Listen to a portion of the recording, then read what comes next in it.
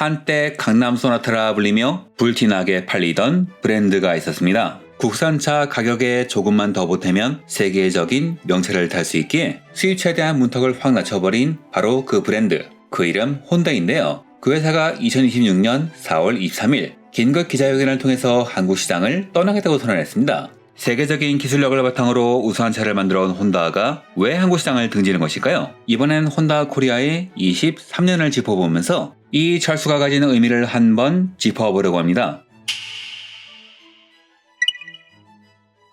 사실 혼다는 한국 모빌리티 역사와 깊게 연관된 한국과 얽힌 역사가 유난히 긴 회사이기도 합니다. 혼다가 처음 한국 땅을 밟은 건 무려 1975년이었습니다. 당시엔 기아의 이륜차 사업을 독립시킨 기아기원공업과 합작하는 형식으로 들어왔고 이후 1981년부터는 대림자동차와 기술제휴를 맺어 대림혼다라는 이름으로 오토바이를 팔았죠. 그런데 왜 혼다는 직접 법인을 세우지 않고 이런 우회적인 방식을 취했을까요? 이유는 두 가지였습니다. 하나는 당시 정부가 이륜차 국산화 정책을 강하게 밀어붙이면서 완전 수입품에 높은 관세를 매겼기 때문이고, 다른 하나는 당시 한국이 아직 시장성이 불투명한 신흥공업국이자 개발도상국이었기 때문입니다. 당시 한국 내 소비시장은 극히 미미했고 직접 들어와서 물류망과 AS망을 갖추는 것도 리스크가 큰 투자였기 때문이죠. 하지만 한국은 빠르게 성장했고 대림혼다의 오토바이는 어느샌가 국민 배달 오토바이로 자리 잡았습니다. 혼다라는 이름은 몰라도 오토바이는 다 알아볼 정도였으니까요. 이 성공을 발판 삼아 혼다는 2001년 직접 법인을 세우고 2003년에 혼다 코리아로 이름을 바꾼 후 2004년부터 본격적으로 자동차 판매를 시작합니다. 그리고 이는 한국 수입차 시장의 핵폭탄이었죠. 자, 그렇다면 혼다는 어떻게 한국 수입차 시장을 뒤흔들었을까요? 핵심은 단 하나, 바로 가성비였습니다. 2004년 당시 수입차의 대표격인 벤츠나 BMW는 6천만원에서 7천만원은 줘야 살 수 있는 대한민국 부의 상징이었습니다. 그런데 2004년에 출시된 혼다 어코드 2.4 모델의 가격은 거의 절반 수준인 3,390만원이었죠. 이는 당시 국산 대형 세단인 그랜저 XG 풀옵션 가격과 비교해도 크게 차이가 나지 않는 금액이었습니다. 이게 사람들이 혼다로 몰려가는 원인이 되었죠. 기술력의 혼다는 전 세계적으로 잔고장이 없고 수리비도 적게 드는 브랜드로 유명했으니까요.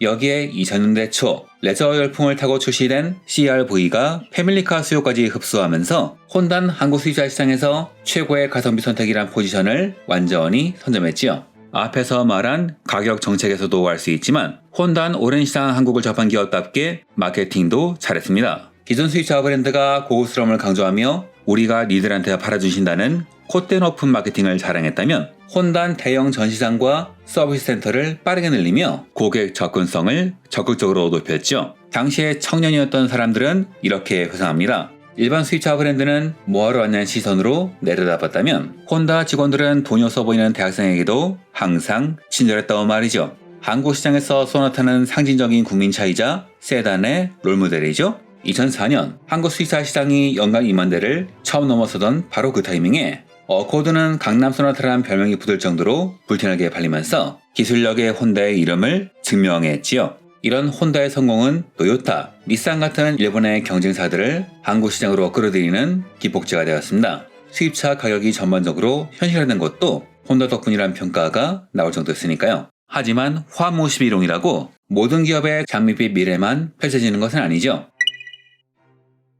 이후 혼다에겐 연이어 위기가 찾아옵니다. 첫 번째는 2010년 전후입니다. 2008년 혼다는 수입차 브랜드 최초로 연간 1만 대 판매를 돌파하며 정점을 찍었습니다. 문제는 당시의 경제 상황이었죠. 혼다는 2008년 당시에는 일본에서 차량을 수입했는데 바로 그 해 리먼 브로더스 사태가 터지면서 엔화 가치가 급등했고 이에 일본차의 핵심 경쟁력이었던 가격이 흔들리기 시작했습니다. 이런 상황에서 2011년에 한국과 EU의 FTA, 2012년에 한미 FTA가 잇따라 발효되면서 관세 혜택을 받은 유럽, 미국 브랜드들이 가격을 낮추면서 치고 들어왔는데 이때 수입차 시장의 주도권은 혼다에서 BMW, 벤츠 같은 독일 프리미엄 브랜드로 빠르게 넘어갔습니다. BMW가 운전에 즐거움을 주는 조이 마케팅 등 한국 친화적인 마케팅을 시작한 것도 바로 이때부터였죠. 또한 벤츠는 한국 시장에 3천만 원대의 A클래스를 내놓았는데 이런 요인 덕분에 3천만 원대 수입차라는 포지션이 무너지게 되었습니다. 두 번째 결정타는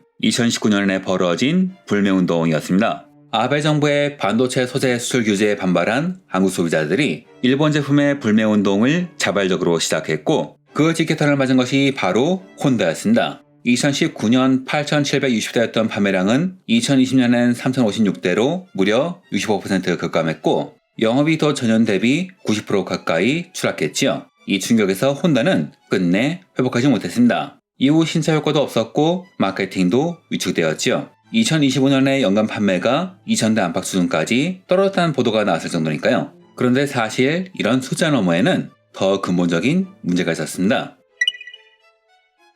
2008년 리먼 쇼크 이후 혼다는 2012년부터는 차량을 전량 미국에서 수입해왔는데요. 문제는 2021년 하반기까지 달러가 대략 1,100원대였다면 2022년 초 미국의 공격적인 금리 인상 기조와 러시아 우크라이나 전쟁 등 대외 불확실 일정이 겹치며 달러가 점점 오르기 시작했고 그 바람에 미국에서 들어오는 차량의 수입 원가가 폭등했지요. 이 부담은 고스란히 소비자에게 전가되었습니다. 6세대 CR-V를 비롯한 신차 가격이 이전 모델 대비 600만원에서 900만원 정도씩 올랐거든요. 가격이 오르면 그만큼 상품성도 올라가야 하는데 문제는 혼다는 오히려 반대로 갔다는 것이죠. 한국 소비자들이 선호하던 아틀란 내비게이션을 삭제하고 스마트폰 미러링으로 대체했습니다. 같은 시기 볼보가 한국 전용 T맵 내비게이션 시스템에 과감히 투자하고 글로벌 최저 수준의 가격 정책을 유지한 것과는 대조적이죠. 이게 참 아이러니한 게요. 혼다는 한국의 모빌리티 역사와 함께한 기업답게 현지화를 참 잘하던 기업이었습니다. 한국에 진출한 일본 기업의 몸살에 해당했죠. 그런데 그런 혼다가 경쟁이 정작 치열한 시점에서 그 무기를 스스로 버린 겁니다. 이런 혼란은 한국지사만의 문제가 아니었습니다. 혼다 본사 차원에선 더 큰 위기가 있었죠. 기술의 혼다라고 하면 많은 사람들이 VTEC 엔진을 떠올리실 겁니다. 실제로 그 기술력은 오랫동안 혼다의 핵심 자산이었죠. 그런데 자동차의 패러다임이 내연기관에서 전동화로 옮겨가는 와중에 혼다는 그 전환기에 제대로 올라타지 못한 겁니다. 즉 전기차에선 VTEC과 같은 상징이 나타나지 않은 것이죠. 게다가 전기차는 단순히 엔진 대신 배터리를 쓰는 것이 아니라 소프트웨어와 일체화된 모빌리티 플랫폼이라는 겁니다. 문제는 이를 위해 준비한 혼다의 자체 차량 운영체제 개발이 계획보다 크게 지연됐다는 것이죠. 즉 소프트웨어 경쟁력에서 뚜렷한 성과를 보여주지 못한 겁니다. 이를 돌파하려고 혼다는 2024년 말 닛산과의 경영 통합을 추진합니다. 두 회사를 합친다면 연간 판매 735만 대, 현대차 그룹을 넘어 세계 3위 자동차 기업이 탄생하는 빅딜이었죠. 하지만 당시 혼다의 시총이 닛산보다 4-5배 크기도 했고 경영위기에 놓여있던 닛산의 자구책이 미온적이었기 때문에 혼다 닛산의 관리력을 믿지 못해 닛산의 자회사화를 요구했지요. 당연히 닛산은 자존심을 내세우면서 이를 거부했고 2025년 2월 53일 만에 협상이 결렬되었습니다. 그리고 다음 해인 2026년 3월 미베 도시히로 혼다 CEO는 핵심 전기차의 프로젝트 중단을 공식화하지요. 전기차 캐즘이란 수요 정체로 인해 글로벌 전기차 수요가 예상보다 빠르게 위축되며 팔 때마다 손해가 날 것이 확실시되자 야심차게 준비하던 제로 시리즈 전기차와 아큐라 RSS 개발을 전면 중단하는 식으로 전기차 사업을 재검토하는 것은 물론 기술 및 생산시설에 관한 자산을 생각합니다. 이는 최대 23조 원에 달하는 1957년 상장 이후 68년 만의 순손실이죠. 중국 경쟁사보다 더 나은 가치를 제공하지 못했다. 이후 혼다는 하이브리드에 전념하겠다고 말합니다. 그런데 여기서 또 다른 문제가 발생하지요. 현재 미국에서 전량 수입되는 혼다의 하이브리드는 현대기아의 동종 차량보다 1,500만원 정도 비쌉니다. 그리고 같은 일본 차인 도요타의 하이브리드와 비교해도 가격 메리트가 크지가 않아요. 즉 현재 상황은 혼다 코리아가 혼자서 해결할 수 있는 문제도 아니고 혼다 그룹이 해결할 수 있는 문제도 아니었기에 철수를 결정한 것이죠. 자동차를 철수한 혼다 코리아에게 남은 것은 오토바이입니다. 그리고 이 사업은 생각보다 훨씬 탄탄하지요. 혼다 모터사이클은 국내 이륜차 신차 등록 점유율 약 44%를 차지하는 압도적인 1위 브랜드로 PCX 한 모델만 2023년에 16,000대 팔리면서 현재 성장 중인 배달 대행 시장의 표준이 되었고 슈퍼커브도 1만 대 이상 꾸준히 팔리고 있습니다. 사실 지금까지는 오토바이 수익으로 자동차 적자를 메워온 상황이었으니 자동차를 떼어내면 회사의 재무 건전성은 오히려 낮을 수도 있죠. 그런 의미에서 이번 결정은 무너진 것이 아니라 냉정한 전략적 판단에 가깝습니다. 다만 두 가지를 주의해서 봐야지요. 하나는 AS입니다.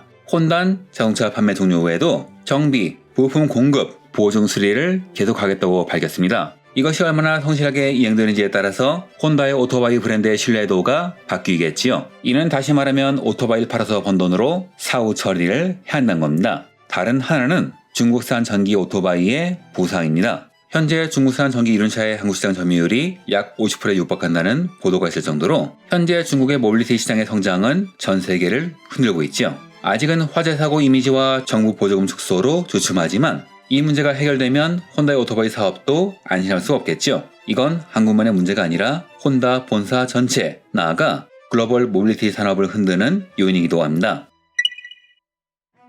혼다 코리아의 23년은 한국 수입차 시장의 역사 그 자체입니다. 시장이 열리던 시점에 가장 먼저 가장 영리하게 들어온 브랜드였으며 토요타와 닛산을 한국으로 끌어들이는 기폭제가 되기도 했고 수입차 서비스와 가격을 현실화시키는 데도 적극적인 기여를 했죠. 하지만 혼다, 나아가 일본차가 기술의 성공 공식을 너무 오래 붙드는 바람에 세계적인 기술 변화의 트렌드에서 밀려나게 되었으며 한국 현지 사정을 반영한 마케팅 기술은 무뎌지기 시작했죠. 그리고 환율 등 국제 정세까지 영향을 미치며 혼다의 경쟁력은 무너져 갔습니다. 비록 대외 변수가 많긴 하지만 이번 철수는 단순히 한 브랜드의 실패라고 보기는 어렵습니다. 이는 최근 여러 일본 기업들이 많이 보여주는 변화하는 시장에서 과거의 성공 방식을 고집하면 어떤 결말을 맞게 되는지를 보여주는 사례 중 하나에 가깝죠. 하지만 달리 보면 현명한 선택이기도 합니다. 오답을 고집하지 않고 현재 상황에 맞는 전략을 취한 것이기도 하니까요. 앞서 말했듯 이건 혼다만의 문제가 아닙니다.